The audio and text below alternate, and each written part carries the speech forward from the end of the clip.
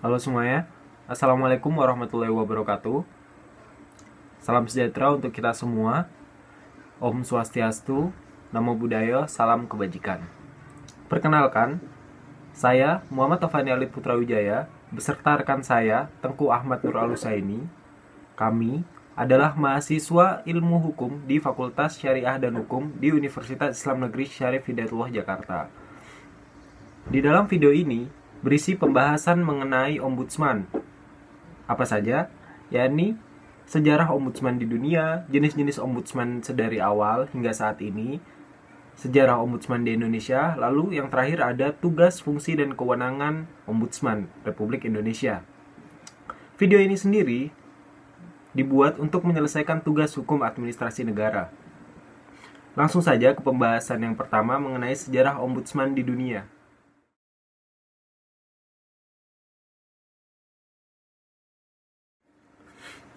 Ombudsman.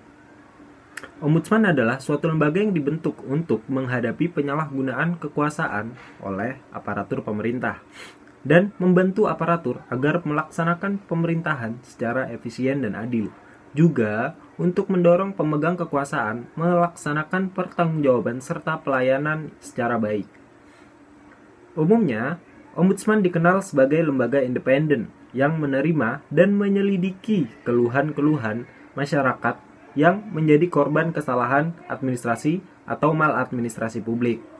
Maladministrasi adalah perbuatan koruptif yang meskipun tidak menimbulkan kerugian negara, namun mengakibatkan kerugian bagi masyarakat, dalam kurung warga negara dan penduduk, karena tidak mendapatkan pelayanan publik yang baik, dalam artian mudah, murah, cepat, tepat, dan berkualitas. Ombudsman sendiri berasal dari bahasa Swedia kuno yang berarti perwakilan. Namun, karena di dalam bahasa Indonesia tidak ada padanan kata yang dapat menggantikan ombudsman, sehingga kata ombudsman pun dipakai sebagai nama lembaga negara yang sama di Indonesia. Ombudsman sendiri dapat dikatakan sebagai salah satu lembaga pelayanan publik yang paling tua hingga saat ini. Secara sejarah, Ombudsman pertama kali didirikan di negara Swedia. Namun, jauh sebelum Ombudsman didirikan di era modern, Ombudsman pertama kali ditemukan pada masa Kekaisaran Romawi kuno, yang dikenal dengan lembaga Tribunal Plebis, yang menjalankan fungsi Ombudsman, yakni melindungi hak-hak masyarakat dari penyalahgunaan kekuasaan oleh para bangsawan atau penguasa. Model pengawasan Ombudsman juga telah ditemui di Cina sejak 225 Masehi pada masa pemerintahan dinasti Qin, di mana Kaisar Cina membentuk lembaga pengawas yang dikenal secara internasional dengan sebutan Control Yuan, atau biasa disebut juga dengan Konkrit, yang bertugas mengawasi perilaku para pejabat kekaisaran dan menjalankan juga fungsi sebagai perantara bagi masyarakat yang ingin menyampaikan aspirasi dan keluhan kepada Kaisar Qin. Sebagai suatu institusi yang secara tegas melembaga, sistem ombudsman justru sebenarnya pertama kali dikenal pada masa kekhalifahan Islam. Dean Omgeterer, mantan presiden Asosiasi Organisasi Ombudsman Amerika Serikat, menemukan bahwa pada dasarnya Ombudsman berakar dari prinsip-prinsip keadilan yang menjadi bagian dari mekanisme pengawasan dalam sistem ketatanegaraan Islam. Hal ini dapat dilihat pada masa Khalifah Umar bin Khattab pada tahun 634 sampai 644 Masehi. Yang pada masa itu beliau memposisikan diri sebagai muhtasib, yaitu orang yang menerima keluhan dan juga menjadi mediator dalam mengupayakan proses penyelesaian perselisihan antara masyarakat dengan pejabat pemerintah. Jadi pada kala itu Khalifah Umar bin Khattab apabila menemukan atau mendapatkan laporan atau keluhan atau semacamnya dari masyarakat yang dipimpinnya, maka beliau akan secara sukarela memposisikan dirinya sebagai mediator hingga masalah yang dilaporkan atau dikeluhkan selesai. Muhtasib dilakukan secara langsung oleh Khalifah Umar bin Khattab dengan cara mendengar secara langsung keluhan dari rakyat. Umar bin Khattab kemudian membentuk lembaga Qadi al-Qudaat atau yang saat ini dikenal sebagai Hakim Agung, dengan tugas khusus melindungi warga masyarakat dari tindakan sewenang-wenang dan penyalahgunaan kekuasaan oleh pejabat pemerintah.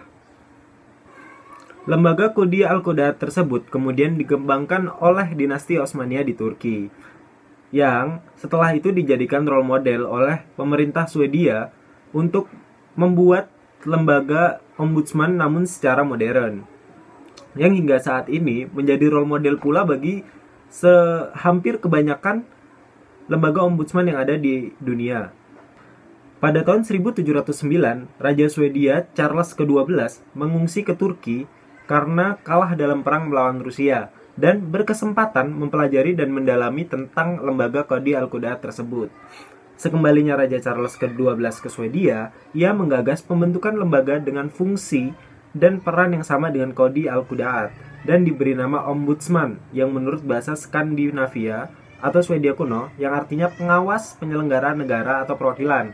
Itu pula lah sebabnya Swedia tercatat sebagai negara pertama di dunia yang membentuk ombudsman modern atau parliamentary ombudsman pada tahun 1809.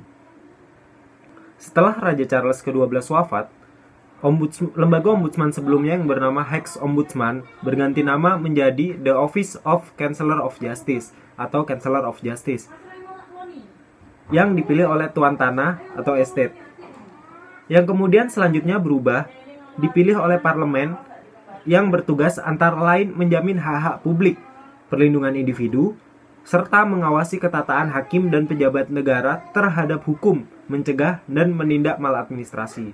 Pada tahun 1809, Swedia secara resmi mencantumkan ombudsman parlementer dalam konstitusi.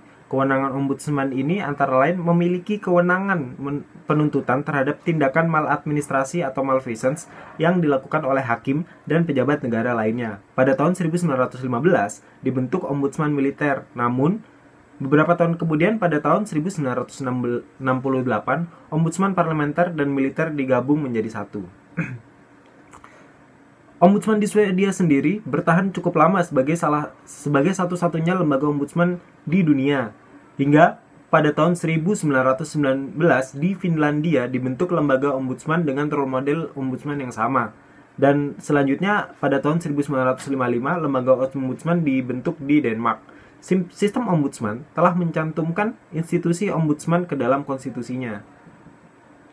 Usai sudah penjelasan mengenai sejarah ombudsman di dunia. Untuk penjelasan materi selanjutnya mengenai jenis-jenis ombudsman dan sejarah ombudsman di Indonesia akan dibahas di part video selanjutnya.